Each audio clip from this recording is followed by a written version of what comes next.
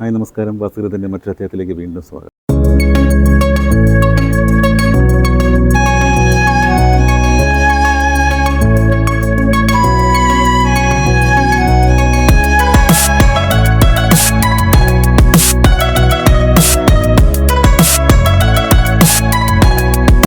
ഈ solar panel ടെറസിൽ എവിടെയാണ് വയ്ക്കേണ്ടത്?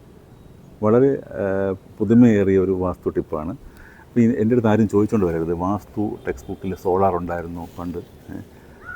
ഞാൻ ആദ്യമേ പറയുകയാണ്, നിങ്ങൾ ആരും ആ ചോദ്യം കമൻറ്റിൽ വന്ന് ചോദിക്കേണ്ട.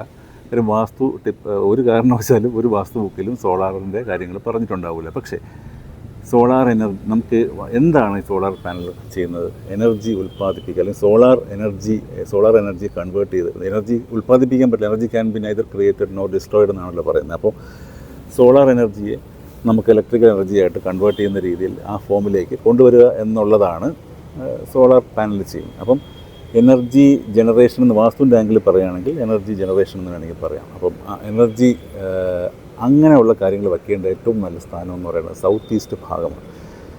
വീടിൻ്റെ ടെറസിൻ്റെ തെക്ക് കിഴക്ക് ഭാഗത്താണ് സോളാർ പാനൽ വയ്ക്കേണ്ടത്.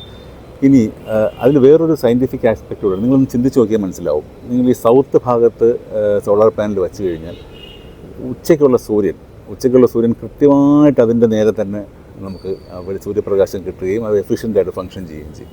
ഇനി മറ്റൊരു സയൻറ്റിഫിക് ആസ്പെക്റ്റ്, ഈസ്റ്റ് ഭാഗത്താണ് വയ്ക്കുകയാണെങ്കിൽ അത് പ്രഭാത സൂര്യനെ മാക്സിമം ക്യാപ്ചർ ചെയ്യാനായിട്ട് കഴിയും. അപ്പോൾ സൗത്ത് ഈസ്റ്റ് ഈ 3 ലൊക്കേഷനും കൂടെ ചേർന്ന് കിട്ടുന്ന ഒരു ഭാഗത്ത് പാനലുകൾ ആവശ്യത്തിന് എത്രയാണോ നമ്മുടെ കപ്പാസിറ്റി ആവശ്യം അതനുസരിച്ചിട്ട് പാനൽ നിങ്ങൾക്ക് വയ്ക്കാം.